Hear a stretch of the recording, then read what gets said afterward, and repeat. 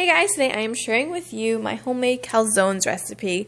This is no traditional authentic recipe or anything like that. It's just a way that I do it, and it's super delicious. So if you have pizza nights in your house, this is a really great way to change things up a little bit, and it's super flavorful and very amazingly delicious.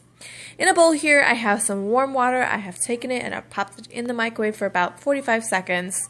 That's 1 cup of warm water, and to that I'm adding in about 2 tablespoons of granulated sugar, and I'm adding in 1 packet of yeast. You can use active dry, which is what I'm using, and I'm activating it right now, or you can use instant if you want.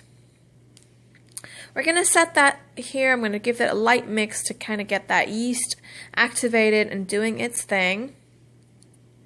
I will have all the amounts listed below for you in the description box below.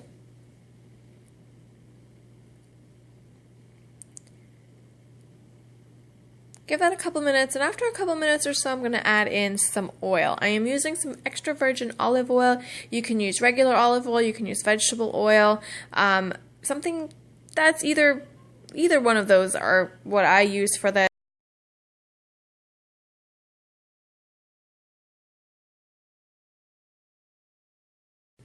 In a bowl here, I'm going to go ahead and add in 3 cups of all-purpose flour,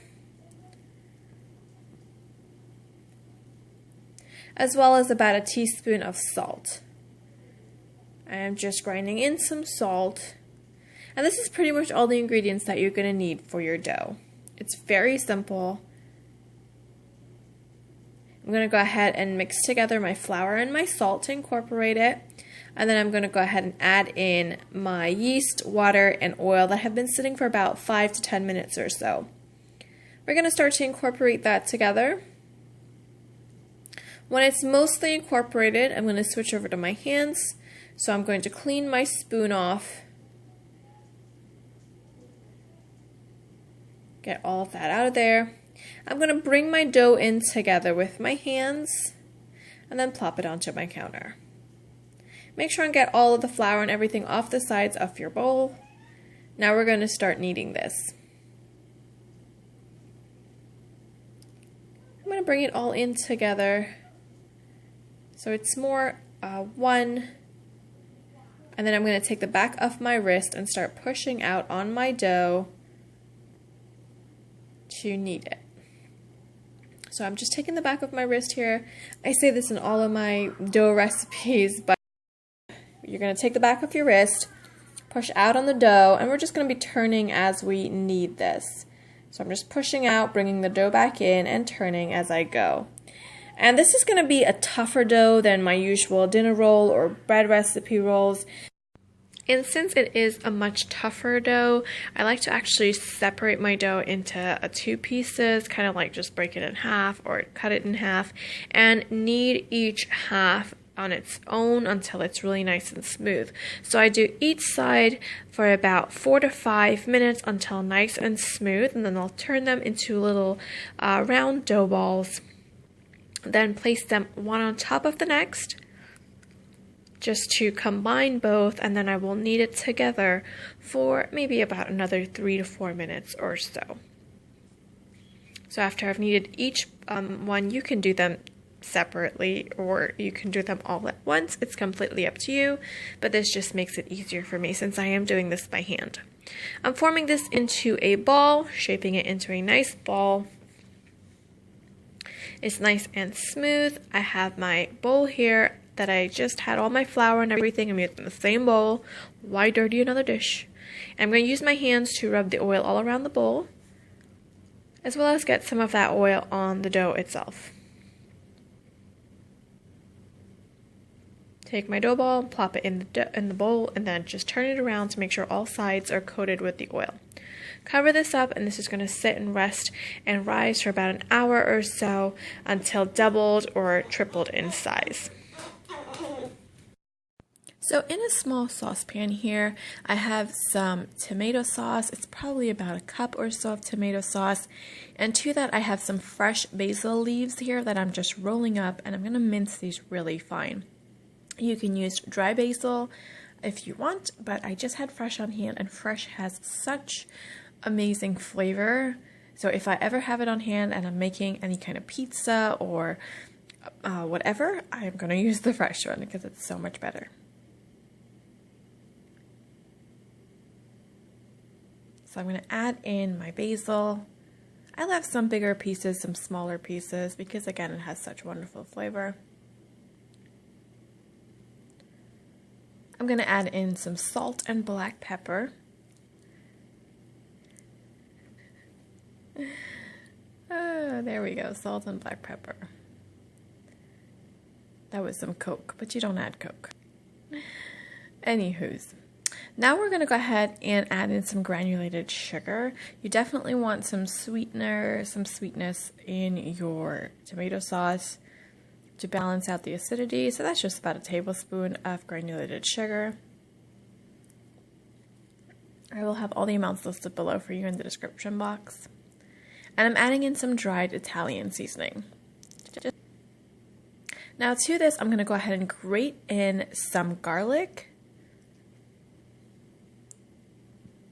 You can use garlic powder if you want, or granulated garlic. However, I think the fresh garlic just is much better. So I always use fresh garlic, and also some fresh onion, which I'm also going to be grating into my sauce.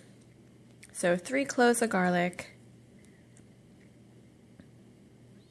and about a tablespoon or so of freshly grated onion. You're going to get that onion juice. Be careful, you don't want it to burn your eye or anything. It really shouldn't, but just use a fine grater and go ahead and grate your onion for just about a tablespoon. Alright, so now I'm going to go ahead and just mix this all up, and I'm going to place this on my stove top. And we're going to cook this down just until everything starts to come together, just for about 2 minutes, so that sugar kind of dissolves and all those flavors just get incorporated. Now our pizza dough has been sitting for over an hour, so it's really nice and risen. What I'm going to do is I'm going to flatten this down, remove it, and place it on my counter. Now if you want to go ahead and make this dough the night ahead and place it in your fridge to rise, you will definitely get a much better flavor that way. What I've done is I've flattened out my dough, and I have 1 clove of garlic that I have gone ahead and grated on top of my dough. And I'm going to go ahead and knead that garlic into my dough. So we're giving our dough a little extra love, a little extra attention and kneading. Also, we're adding amazing flavor to our dough itself. So knead that for about 2 minutes, just so everything is incorporated, that garlic runs through the dough. And then we're going to get a knife, a dough cutter, whatever you have, and we're going to portion this out. I am making, with this dough, I made about 3 or 4 large ones and 2 smaller ones. So I'm just going to start off here with my large ones. You can portion them out to however big or small you want. Should give you about 4 good large ones. So I'm going to go ahead and take one of my pieces of dough and roll it around in some flour. Make sure that your counter is nice and floured. And then we're going to roll this out till it's about 9 inches or so in diameter. This is for the larger ones. 9 to 10 inches, probably the size of a small pizza.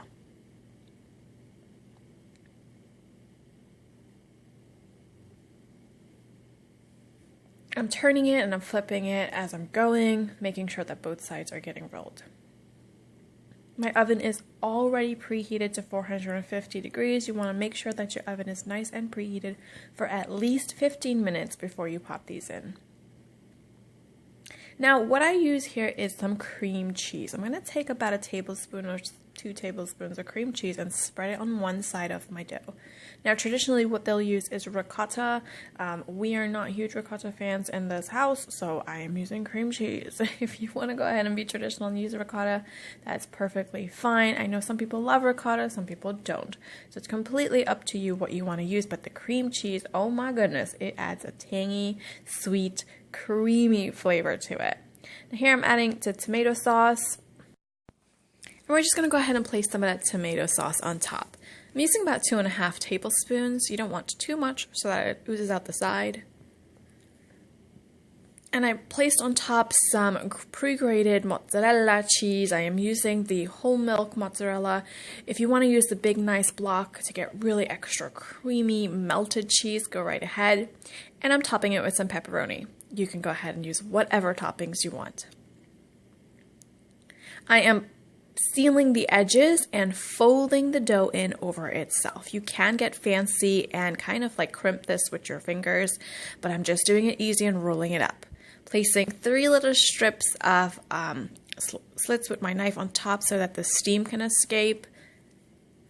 And I'm going to place this on a floured baking tray, my pizza tray that is already floured. I'm going to finish these up, but you want to make sure that your oven is already preheated to 450 degrees for at least 15 minutes before placing these in the oven. You want the oven to be nice and hot.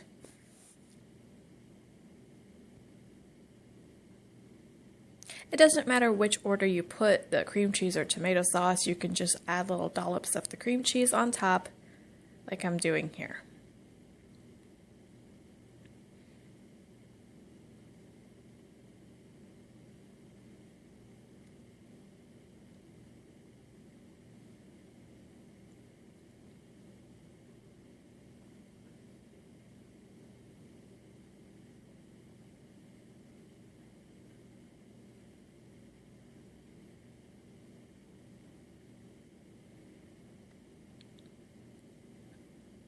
Again, I am pinching the ends together to seal it really well, and then I'm going to fold those ends up. Just kind of roll the ends up so. And these are going to bake for about 15 minutes in your preheated oven. And what I like to do is rotate the pan or so. It depends on the type of oven you have, but mine gets really hot in the back, so I rotate my pan halfway through. And when they are finished, I like to go ahead and brush some melted butter on top. You don't have to brush the butter because the butter will kind of soften up that crust a little bit. And after I have brushed the butter, I like to go ahead and sprinkle some dried Italian seasoning on top. You can just use dried oregano. And there you have it. It's all done. Pizza night is a little bit different. That cream cheese just makes it oh so much better. If you don't like cream cheese, just go ahead and use the ricotta. If you don't want to use that, you can use, well, it's not going to be a calzone without one of those things. But either way, I hope you guys enjoyed this recipe. I will see you guys next time. Thanks for watching. Bye-bye now.